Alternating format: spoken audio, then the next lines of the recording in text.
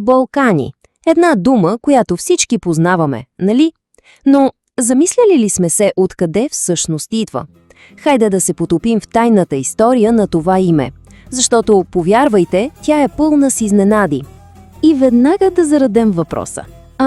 Ако името Балкани изобщо не е това, което си мислим. Защото ще видим, че историята му е оплетена в митове, в географски грешки и дори в политика. Пригответе се, защото след малко картата на региона може да изглежда по съвсем различен начин. Добре, нека започнем оттам, откъдето тръгват повечето хора, от популярните митове. Това са онези истории, които звучат толкова добре, толкова романтично, че направо ни се иска да са истина. Но, както често става, историческите факти разказват нещо съвсем друго. А те са наистина примамливи, нали? Представете си бял кан, някакъв могъщ древен владетел, или пък бял камак, образът на белите скалисти върхове на планините. Звучи страхотно. Обаче има един проблем. Колкото и красиво да звучи, науката е категорична. Това е просто фолклор. Защо? Причината е много проста. Няма нито едно писмено доказателство за тези теории в старите славянски текстове. Нищо. Добре, след като развенчахме митовете, е време да видим какво всъщност казват фактите. Да оставим фолклора на страна и да се обърнем към езиковите доказателства и документите. Тук вече нещата стават много по-ясни.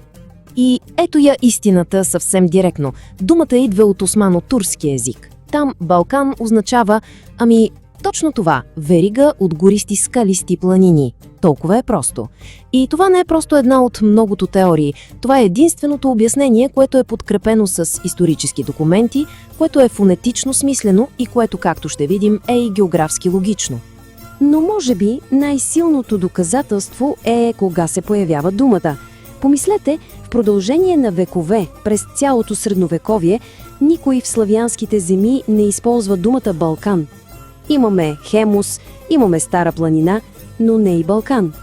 И изведнъж, след 15 век, след османското завоевание, думата започва да се появява. Това е почти като подпис. Ясен знак, че е заемка, а не нещо изконно. Така че картината е ясна. От едната страна имаме красиви, романтични митове, но без никакви доказателства. От другата имаме солидни исторически и езикови факти, които сочат в една единствена посока – османо-турски происход. Тук наистина няма място за съмнение. И точно когато си мислим, че сме разгадали всичко, историята прави още по-неочакван завой. Защото едно е да знаем откъде идва думата Балкан за Стара планина, съвсем друго е да разберем как името на една единствена планина изведнъж се разпростира върху цял един полуостров.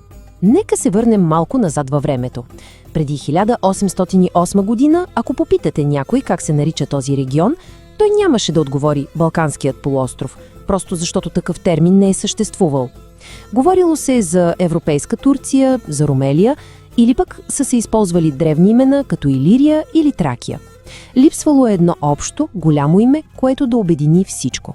И тогава, през 1808 година, на сцената излиза един човек – немец, географ. Казва се Йохан Аугуст Цойне.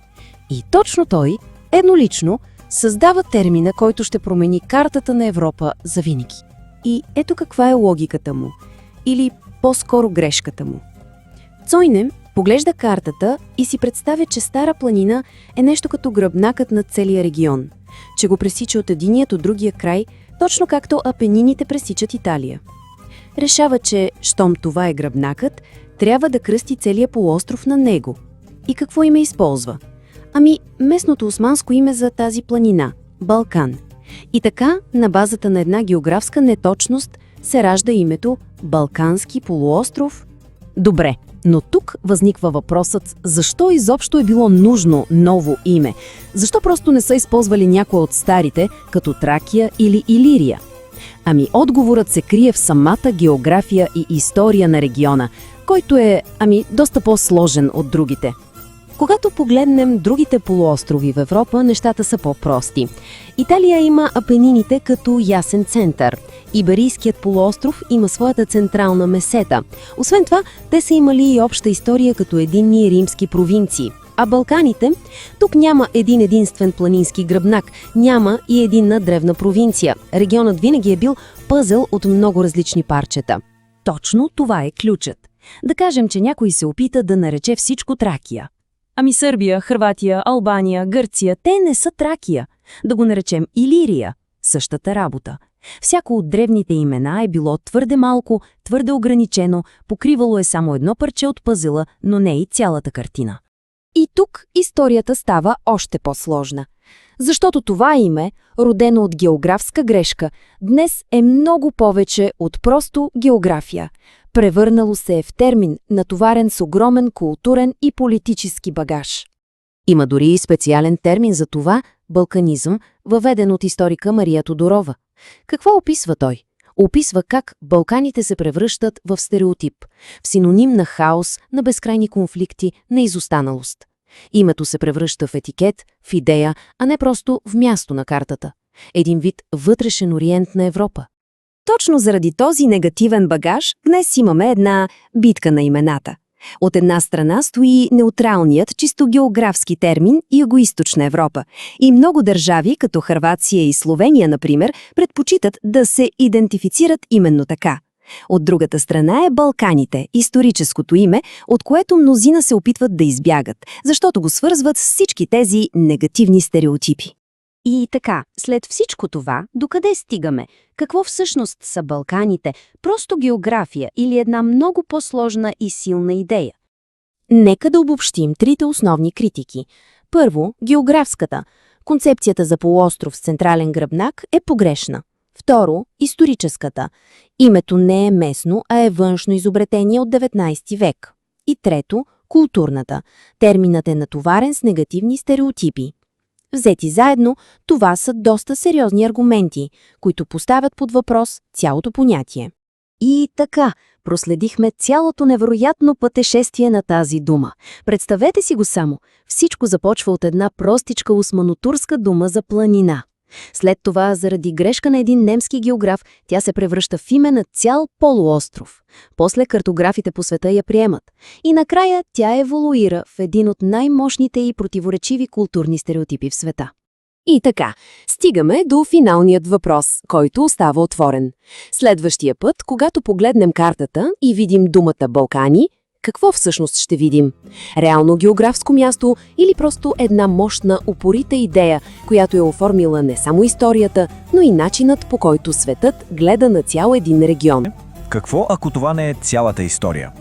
Ами ако това е само, така да се каже, върхът на айсберга. Един по-късен пласт върху нещо много, много по-старо. Точно тук започва нашето малко езиково разследване. И така да видим първата ни основна улика. Тя е една дума, която се е крила през цялото време в славянските езици. Буквално под носа ни. И тук нещата стават наистина интересни. Погледнете това. От едната страна имаме Балкан, османо-турската дума за планина. От другата – Балван, славянската дума за скала или голям камък. Приликата е, направо е поразителна. Въпросът е, може ли това да е просто съвпадение? За да разберем какво се случва, трябва да подходим като истински езикови детективи. Да разгледаме доказателствата. Първо звуците, а после и значенията.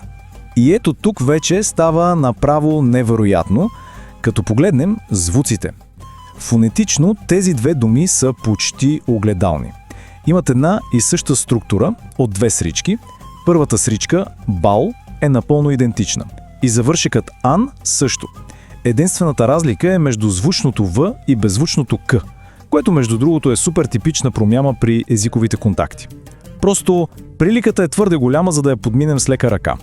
И не става въпрос само за звуците. Значенията също разказват една и съща история. Помислете, Балван е скала, Балкан е скалиста планина. В основата си и двете думи описват абсолютно едно и също нещо – голяма, масивна камена форма. Добре, значи имаме почти еднакви звуци и почти еднакви значения. С тези доказателства в ръка, нека опитаме да сглобим пъзела. Да видим какви са възможните исторически сценарии и кой от тях изглежда най-правдоподобен. И така, имаме 3 основни възможности. Първата е официалната теория. Чисто съвпадение. Тоест, Балкан и Балван идват от съвсем различни тюркски корени и просто, случайно си приличат. Втория сценарий предполага, че имаме общ, много древен индоевропейски корен, който означава хълм. Славените го наследяват като Балван, а османците по-късно го адаптират от някакво местно име. Но третата теория, така наречената смесена теория, изглежда най-логична. Според нея имаме древен местен корен, запазен от славените като Балван. Векове по-късно тюркските народи идват, чуват този звук и го адаптират в своя език като Балкан. И след това тази дума се връща обратно при нас, в славянските езици, но вече като географско име. Този модел всъщност обяснява всичко по един много елегантен начин. И така, след като претеглихме уликите и възможните сценарии, до каква окончателна присъда стигаме в нашата малка мистерия? Изводът е доста категоричен. Тази огромна фонетична и смислова близост между Балван и Балкан прави почти невъзможно да повярваме, че те са напълно независими. Връзката е просто твърде силна, за да е съвпадение. Всичко сочи към някакъв общ, много древен произход. Но почакайте, историята не свършва до тук. Защото думата близнак Балван си има свое собствено, не по-малко завладяващо пътешествие през историята. И ето това е страхотен пример за това, как езикът живее и се променя. Вижте, в повечето славянски езици, като словашки и чешки, Балван си е запазило основното значение – скала. В полския дори означава идол или снежен човек. Обаче в българския език се е случило нещо много любопитно. Оригиналното значение е изчезнало напълно и оцеляно само като метафора. Когато кажем на някого, че е Балван, имаме предвид, че е глупав, нали? Тъп като камък. Добре, но защо изобщо се занимаваме с всичко това? Какво толкова има значение, откъде идва една дума? Има значение, защото думите са като археологически находки. Те носят в себе си скрити пластове история. Това наше разследване показва нещо много важно, че името на един ключов световен регион най-вероятно има корени, които са много по-стари от османския период. Разкрива ни едно споделено езиково наследство между славяни, тюрки и дори по-древни народи, живели по тези земи. И ни показва как един единствен звук, само звукът Бал, може да оттеква през хилядолетия. И за финал помислете за това. Този древен корен Бал може би се появява и на други много известни места, като се започне от Балтийско море на север, та чак до древния град Балх в днешен Афганистан. Това остава един последен, наистина голям въпрос. Възможно ли е всички тези толкова далечни места да са свързани от една единствена прастара дума за хълм или скала? Това вече е мистерия за друг път.